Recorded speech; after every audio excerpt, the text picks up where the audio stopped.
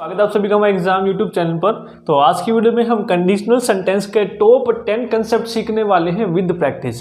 ठीक है, तो हमने इंग्लिश की अपनी सीरीज स्टार्ट कर रखी है। यदि आपने प्रीवियस वीडियोस नहीं देखी तो वो भी आप जरूर देखिएगा। अलग से आपको प्लेलिस्ट बनी हुई मिल जाएगी इंग्लिश की, और इसके अलावा जो भी सब्जेक्ट आप पढ़ना चाहते हैं हर एक की प्लेलिस्ट सिस्टमेटिक ढंग से बनाई हुई है, तो प्लीज़ आप प्लेलिस्ट जरूर देखिएगा। तो स्टार्ट करते हैं। तो हम जो है कंडीशनल सेंटेंस के टॉप 10 कंसेप्ट सीखेंगे और हर एक कंसेप्ट को एग्जाम्पल की मदद से सीखेंगे। ठीक है, तो स्टार्ट करते हैं। आज का पहला जो कंसेप्ट होगा, देखिए आपको पहले हम एग्जाम्पल पढ़ते हैं। क्या है? If he will invite us to tea we shall like to go.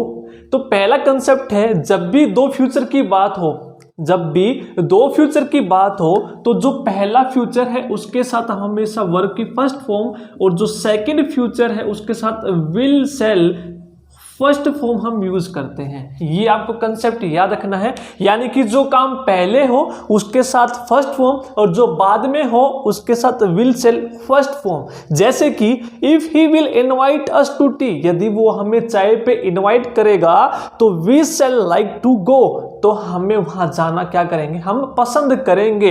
तो यानी कि पहले वो क्या करेगा, इनवाइट, उसके बाद वो जाएंगे। ठीक है, पहला काम यहां पर कौन सा हो रहा है, यहां पर इनविटेशन का। तो जो पहला काम है उसके साथ हम क्या यूज करेंगे, वर्ब की फर्स्ट फॉर्म। तो यहां पर तो विल यूज ना करके हम, तो यहां पर क्या है, ही, और ही के साथ एस या एस लगता है क्योंकि सिंगुलर है, तो यहां पर हो जाएगा इनवाइट्स। इफ ही इनवाइट्स, यहां पर विल हट जाएगा। इफ ही इनवाइट्स यानी कि वर्ब की फर्स्ट फॉर्म एस और एस के साथ, उसके बाद to tea we shall like to go, we shall के साथ वर्ब की फर्स्ट फॉर्म। यदि वो हमें इनवाइट करता है तो वहां हम जाना पसंद करेंगे। समझ में आ गया? जब भी दो फ्यूचर हो तो पहले फ्यूचर के साथ फर्स्ट फॉर्म, दूसरे फ्यूचर के साथ यानी कि जो उसके बाद हो विल शैल फर्स्ट फॉर्म। अगला कंसेप्ट सीखते हैं सुपोजिंग इफ।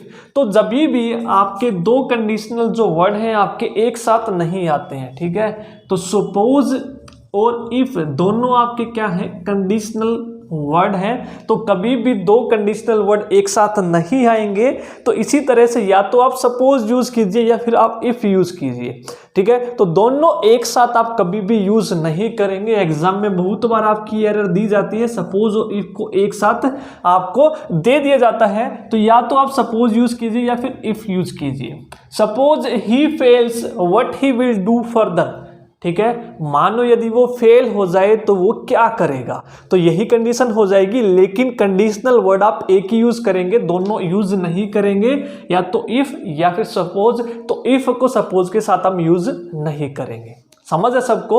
हर एक कंसेप्ट आपका यहाँ पर इंपॉर्टेंट है। कंडीशनल सेंटेंस जो आपके यही 10 मोस्ट इंपॉर्टेंट है, और घूम फिर कर आपके यही एग्जाम में पूछे जाते हैं। तो इसी तरह से हम कंप्लीट जो अपनी इंग्लिश है हर एक चीज के हम कंसेप्ट सीखते चलेंगे with practice, with live example आपके साथ, ताकि आपको क्लियर होता चले। साथ के साथ आपको क्या करते हैं, आप रूल्स तो याद कर लेते हैं लेकिन आप अप्लाई करना वहां पर आप नहीं सीखते हैं। यदि आपके पास सामने एरर दे दी जाए तो आप कंफ्यूज हो जाते हैं कि हम कैसे यहां पर अप्लाई करें।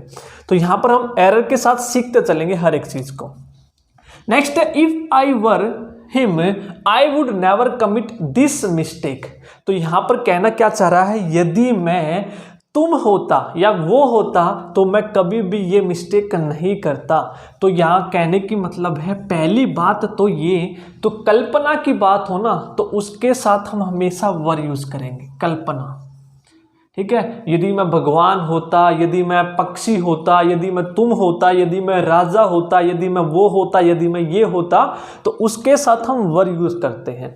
और हमेशा उसके बाद हम ऑब्जेक्टिव केस यूज ना करके हम सब्जेक्टिव केस यूज करते हैं वर के बाद। ये आपको ध्यान रखना है। तो हिम का सब्जेक्टिव यहां पर क्या हो जाएगा, ही। क्या हो जाएगा, ही। तो यहां पर कहने का मतलब है, इफ आई वर ही।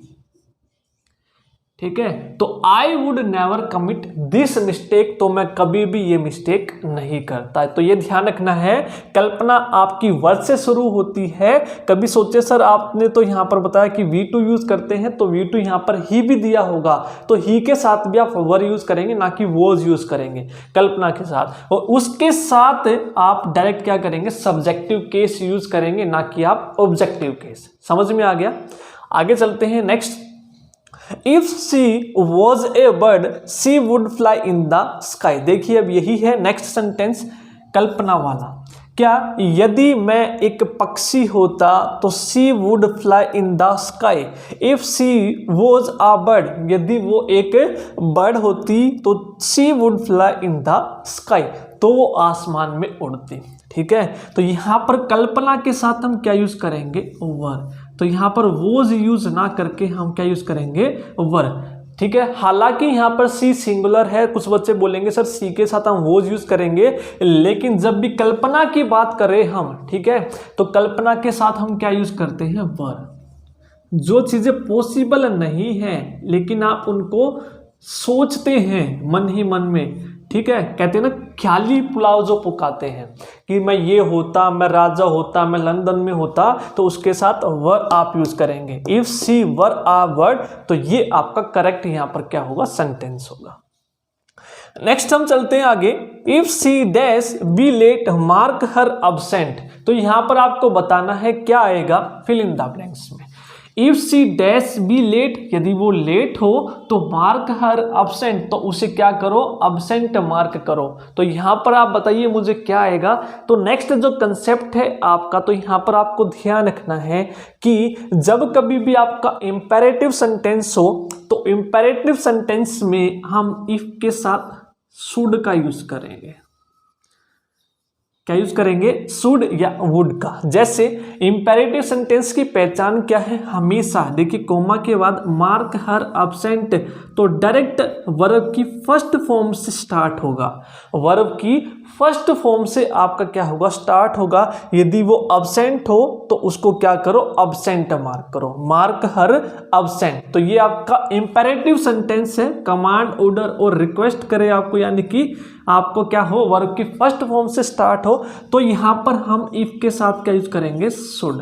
तो आप क्या बोलेंगे, if she should be late, यदि वो लेट हो तो उसको क्या करो, अब्सेंट मार्क करो। समझ में आ गया। तो ये कंसेप्ट आपको लिख लेना है कि इंपेरेटिव सेंटेंस के साथ हम क्या यूज करेंगे, इफ के साथ शुड यूज करेंगे। ठीक है, आगे चले। नेक्स्ट कंसेप्ट हम सीखते हैं। यदि आपको वीडियो पसंद आ रही है तो प्लीज़ लाइक ज़रूर कीजिएगा, चैनल को सब्सक्राइब नहीं किया तो सब्सक्राइब भी ज़रूर कर ले। यदि आप हमारे टेलीग्राम चैनल से जुड़ना चाहते हैं तो माय एग्जाम बाय भूपी दैया आपको मिल जाएगा टेलीग्राम पर, या फिर आपको लिंक डिस्क्रिप्शन बॉक्स में मिल जाएगा, वहाँ पर भी आप सर्च कर सकते हैं। और यदि आप मैथ एंड रीजनिंग की ट्रिक सीखना चाहते हैं तो आप सब्सक्राइब कर सकते हैं हमारे ट्रिक वाले चैनल को, माय एग्जाम ट्रिक्स। इसका भी लिंक आपको डिस्क्रिप्शन बॉक्स में मिल जाएगा। आगे चलते हैं, अगला कंसेप्ट है if you heat iron it will expand. तो अगला जो हमारा है कंसेप्ट वो क्या है, जब कभी भी साइंटिफिक, ठीक है, जब कभी भी साइंटिफिक या मैथमेटिकल फैक्ट की हम बात करेंगे, मैथमेटिकल फैक्ट्स की हम बात करेंगे, तो ये आपको ध्यान रखना है, दोनों क्या होंगे, प्रेजेंट में हम यूज करेंगे। दोनों क्या यूज करेंगे, प्रेजेंट में यूज करेंगे, इफ के साथ वाला भी और इफ के बाद वाला भी।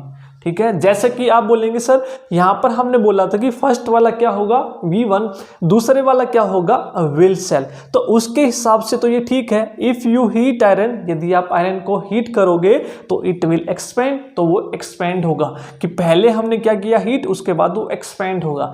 तो ये ध्यान रखना है, जो तुरंत हो, साथ के साथ जो काम हो, क्योंकि यहां पर तो क्या है, अंतराल था कि वो इन्विटेशन भेजेगा उसके बाद आप जाओगे, लेकिन आप साथ के साथ उसको हीट कर रहे हो, साथ के साथ वो एक्सपेंड हो रहा है। या फिर याद रखो साइंटिफिक या मैथमेटिकल फैक्ट कि साथ के साथ जो काम हो जाए या फिर इन दोनों चीजों में से हो, तो दोनों आपके क्या होंगे, प्रेजेंट में।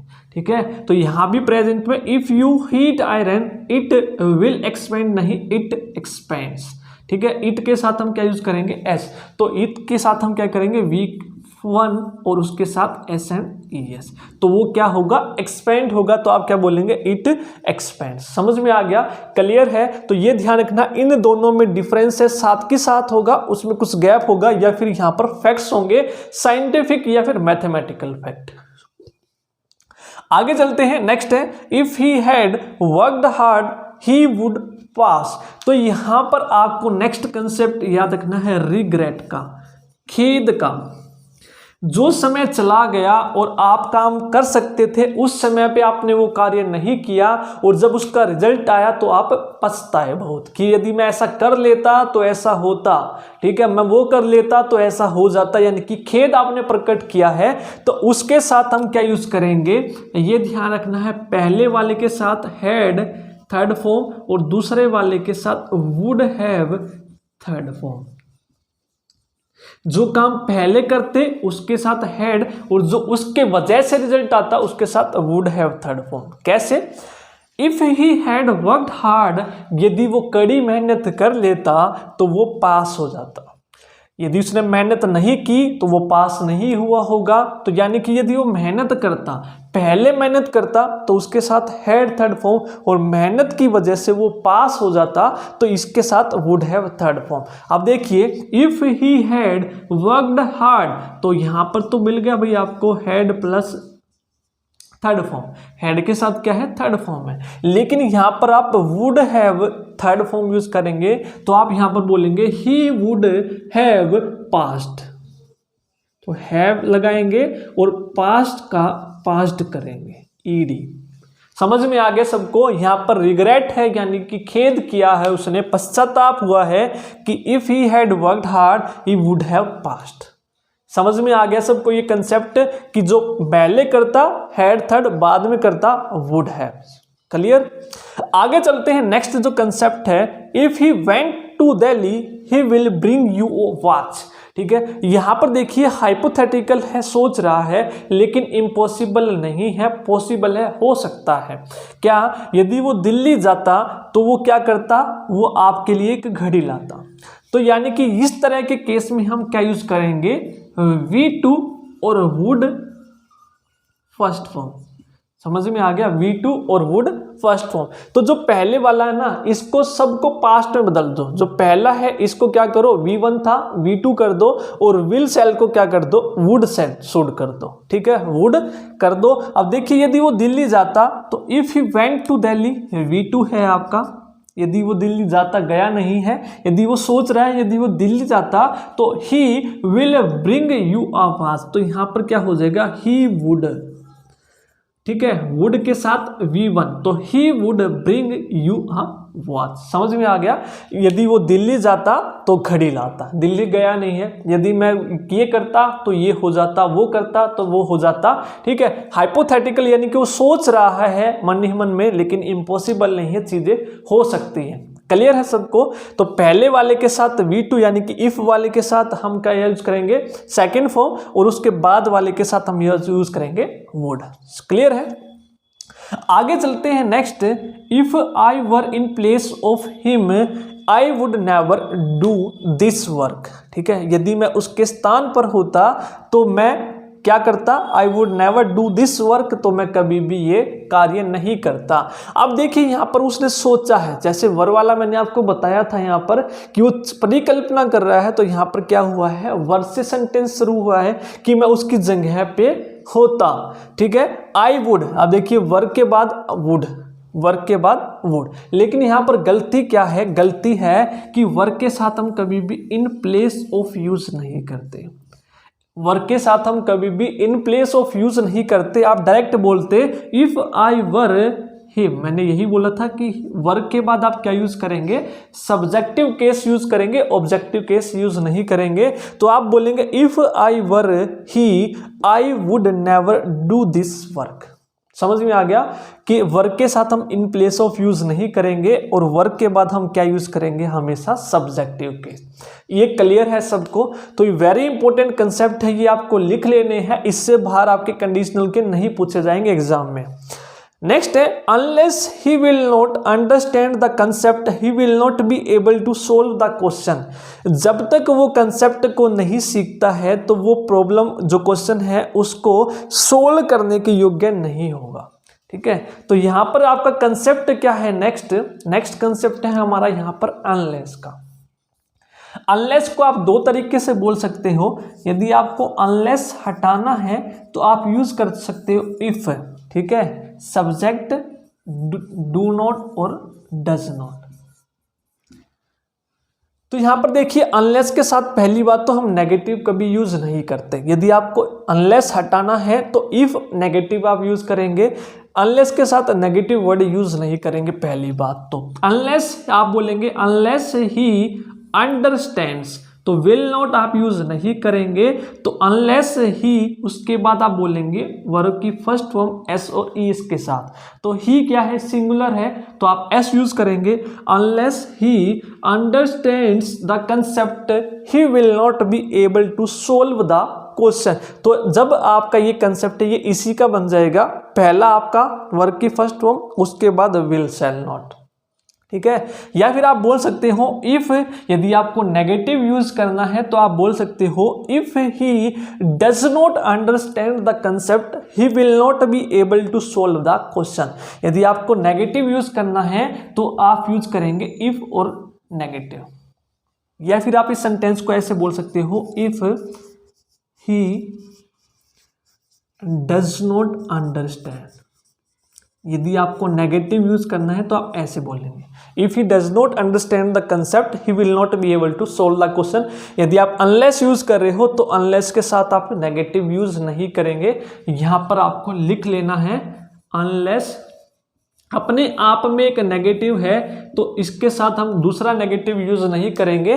तो डबल नेगेटिव आपका क्या हो जाएगा, यहाँ पर आपका एरर हो जाएगा। जिस तरह से डबल आपका कंडीशनल यहाँ पर एरर थी, उसी तरह से डबल नेगेटिव हम यूज नहीं करेंगे।